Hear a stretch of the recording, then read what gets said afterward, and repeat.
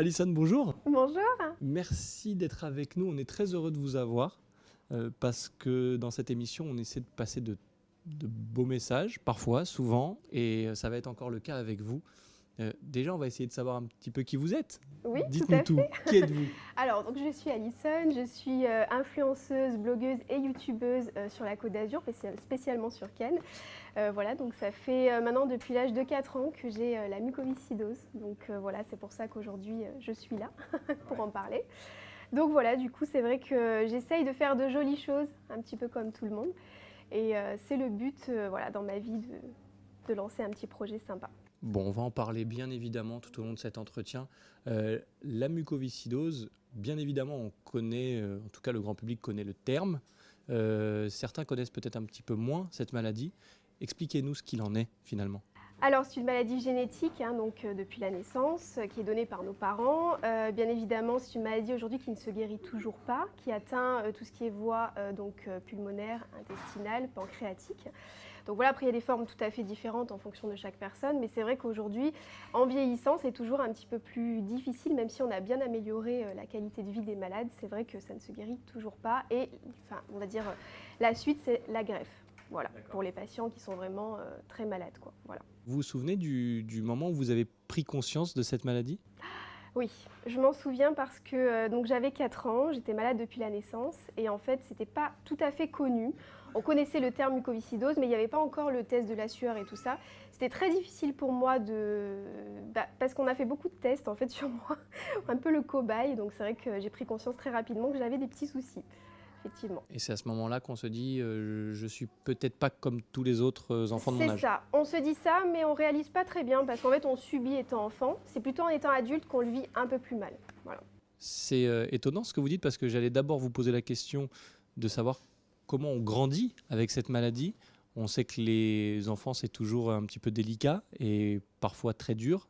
Quel souvenir vous gardez de l'enfant justement et de ces moments-là? Alors, c'est des moments très difficiles parce que, par exemple, quand les autres jouent à des jeux, nous, on est obligé de faire des soins, par exemple, après les devoirs et tout ça. Donc, c'est compliqué. Le rituel de l'hôpital, fréquemment. J'avoue que c'est des souvenirs très particuliers, mais on va dire que les parents sont là, donc vous êtes obligé d'y aller.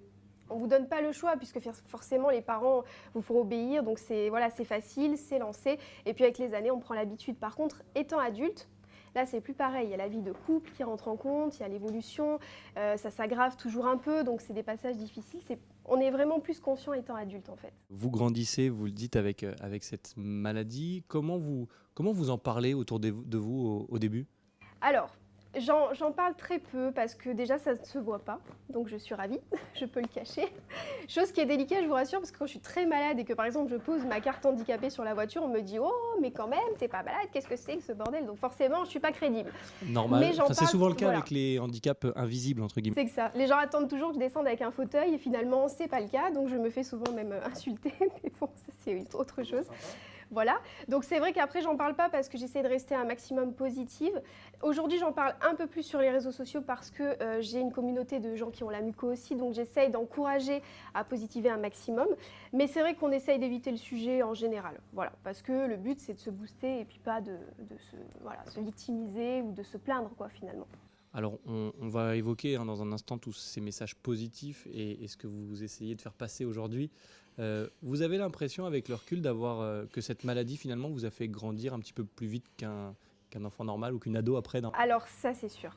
Clairement, on n'a pas le temps, on grandit très très vite, on est amené à prendre des décisions, à se prendre en main finalement. Donc on est adulte très tôt, il suffit juste de garder son âme d'enfance, j'ai envie de vous dire. Je vous ai posé la question de savoir comment on grandissait avec cette maladie et aujourd'hui, comment on vit avec. Alors des fois on vit difficilement parce qu'il y a le travail, parce qu'il y a les amis, il y a la famille, il y a le chéri, parce qu'il y a les enfants pour certains. Donc c'est difficile, il y a des jours où on se lève carrément, c'est la catastrophe. On se dit mais comment on va assumer cette journée? Et puis on l'assume très bien parce que ça fait des années, parce que c'est l'habitude et parce qu'il faut tout simplement, voilà, on n'a pas le choix. Et puis on se dit qu'il y a pire ailleurs aussi. Donc réellement on se dit on a la muco, c'est bien, mais les autres des fois c'est pire, donc je ne sais pas ce qui est le mieux. Ouais, finalement, c'est la façon de voir les choses qui change. C'est ça. Bon, ça se caractérise comment finalement, puisque le gros problème avec cette maladie aussi, l'un des gros problèmes avec cette maladie, c'est que on ne sait pas du tout dans quel état on sera le lendemain. C'est ça. En fait, tout va bien maintenant. Dans 2 heures, on peut être très mal. Et ça peut partir d'une infection pulmonaire comme d'un problème de ventre. Je veux dire, ça peut aller très vite. Et c'est vrai que selon où on est et tout ça, ça peut être délicat, même au travail. Je veux dire, c'est clairement pas facile. Ça, j'avoue. Les traitements, justement, on en parle un petit peu. Comment vous gérez tout cela? Comment ça se passe? Alors moi, j'ai beaucoup de chance parce que depuis ma naissance, en fait, j'ai un gène différent. J'ai une mutation de mon papa qui fait que je suis moins malade que les autres. Donc moi, j'ai été un cobaye pendant 17 ans, pour dire la vérité. Et j'ai pris une décision dans ma vie à l'âge de 18 ans. J'ai dit j'arrête tout. Parce que j'étais très malade, je ne supportais plus. Et j'ai dit quitte à vivre comme ça, je préfère vivre très peu et vivre bien. Donc j'ai décidé de prendre cet envol qui m'a réussi puisqu'on m'a prédit 20 fois ma mort. J'ai failli même y passer et aujourd'hui je suis encore là. Donc je veux dire, je vais avoir 30 ans, tout va bien. Et donc je veux dire, moi j'ai cette chance que les autres n'ont pas parce que je sais qu'il y a des séances de kiné tous les jours, je sais qu'il y a des traitements tous les jours, des médicaments, des aérosols. Je l'ai vécu donc je sais très bien. Je sais qu'il y en a pour qui c'est pire, mais moi ça va pour l'instant. À part quand je suis malade, ça va. À 17 ans, 18 ans, je reviens sur ce que vous venez d'évoquer. Quand vous prenez cette décision, l'entourage, il réagit comment? Alors j'ai mis au courant personne parce que je savais déjà que j'allais me confronter à des problèmes. Donc j'ai pris cette décision seule et je disais toujours oui, oui, je fais l'aérosol, oui, oui, je fais ça et puis pas du tout en fait. Voilà. Au début j'ai eu très peur, mais finalement pour moi ça a été que du bonheur en fait. Voilà. Je pense que c'est vraiment dans la tête que tout se passe. Après j'ai toujours dit quelque chose, je pense, de très vrai. On ne peut pas lutter contre quelque chose qui tue. Pour moi, c'est pas possible, mais on peut se donner les moyens de connaître son corps. Et si on connaît son corps et ses besoins, on a tout compris. Voilà, il suffit de s'écouter en fait. Pour moi, c'est la clé du succès. Et le succès, il arrive aussi sur les réseaux sociaux, on va y venir. Alors là, comme ça, quand on découvre le début de l'entretien et que je vais passer tout de suite à Instagram et aux réseaux sociaux, on va me dire mais pourquoi, comment? Et pourtant, le lien, vous le faites assez logiquement. Tout à fait. Expliquez-nous comment est venue cette idée et pourquoi aujourd'hui les réseaux sociaux et Instagram notamment est devenu indispensable pour vous. Alors, c'est un peu dur ce que je vais vous dire. J'ai très peur de mourir. Donc voilà, peut-être comme tous les gens qui ont un petit peu une épée au-dessus de la tête. J'ai décidé que je voulais pas partir en étant inutile et en étant oubliée, en fait. Tout simplement, je voulais marquer déjà une partie de mon histoire. Je me suis dit, je suis pas née pour rien, il faut que je fasse de jolies choses. Je pouvais pas choisir un travail vraiment important pour moi parce que j'en avais pas les capacités. Donc j'ai dit, mince, je peux pas rester à rien faire, il faut faire des jolis projets. Et de là, j'ai décidé de faire Instagram et de discuter un peu avec les gens autour de moi et de retrouver des gens comme moi qui avaient la muco pour discuter avec eux, tout simplement échanger. Et c'est parti de là, en fait. Voilà. Bon, après, comme toutes les filles, accro, bon plan, mode, beauté, j'ai envie de vous dire, shopping, ça va de soi. Vous Donc, êtes voilà. une vraie fille, jusque-là, Oui, tout va voilà, bien. bien évidemment. Donc tout est parti de là aussi. Voilà, en même temps, j'ai un peu tout lié. Ça me faisait très plaisir de faire ça. Et puis c'est monté crescendo finalement. Et c'est monté même très très haut. Combien d'abonnés aujourd'hui sur Instagram à Et peu près? 39 500, ouais. C'est énorme. C'est énorme. Vous vous dites quoi quand vous voyez ce chiffre? Alors ça n'est qu'un chiffre, mais derrière ce chiffre, ça veut dire aussi plein de choses. Ben, ça me fait plaisir parce que les gens me soutiennent et sont là pour mon engagement. Ils sont au courant de ce que je veux faire par la suite, donc je suis contente d'avoir déjà aussi une communauté de mucoviscidose parce que c'est important de se soutenir entre nous et d'être soudés. Dès qu'on a un peu de travers, clairement, on s'appelle, on parle pipi, caca, excusez-moi, mais c'est vrai, ça décomplexe de la vie, quoi. Je veux dire, c'est génial, on a un soutien et on s'encourage, donc ça c'est cool. Le but, il est aussi de sensibiliser, bien sûr. Quels sont les messages que vous faites passer régulièrement via notamment ce réseau? Alors je sensibilise aux dons d'organes et tout ça, même à se mettre dans les causes parce que finalement le téléthon, tout ça c'est bien, j'adore. Mais je trouve quand on a une cause vraiment comme la mucoviscidose, on est atteinte, voilà, c'est normal de se spécialiser dans quelque chose qu'on connaît bien. Maintenant, j'ai beaucoup de gens malades en général, des gens qui ont des cancers, des gens qui ont des choses comme ça, donc c'est vraiment juste la positivité au maximum. Parce que je peux pas parler que d'un sujet, finalement il y a beaucoup trop de gens qui me contactent par rapport à leurs soucis de santé. Et c'est ça qui fait plaisir, c'est que c'est devenu une grande famille. Une famille de n'importe quoi, hein. Je me lève le matin, je leur montre, j'ai les cheveux en l'air, ils rigolent. Je dis voilà, j'ai dormi 3 heures, ça va pas, mais c'est pas grave, c'est marrant quoi. Voilà. Et justement, on y vient un petit peu. Qu'est-ce que vous publiez finalement? Vous publiez quotidiennement? Comment ça se passe? Vous mettez quoi? Des vidéos, des photos? Bon, Alors, bien sûr, beaucoup de photos. Oui, je mets beaucoup de photos. Bon, je mets des vidéos sur YouTube parce que je suis appelée sur des événements, donc je partage avec eux, je les emmène avec moi parce que mon but, c'est de me faire rêver, on va dire, d'adorer ma vie, de faire des choses inoubliables. Et c'est ce que je fais, je ne veux pas regretter. Je me suis toujours dit un souhait, si demain je suis hospitalisée, que je ne peux plus rien faire, que ma vie bascule pour X raisons avec la mucoviscidose, je vais être sur mon lit, regarder ces belles choses en fait et me dire ouah, j'ai fait des trucs de fou quoi. Donc voilà, je partage ça avec eux, mon envie de me dépasser et tout simplement les encourager à me suivre en fait, voilà, dans ce combat et tout simplement. Aujourd'hui, Instagram évolue aussi, lance sa télé, Oui, complètement, oui. une sorte de télé.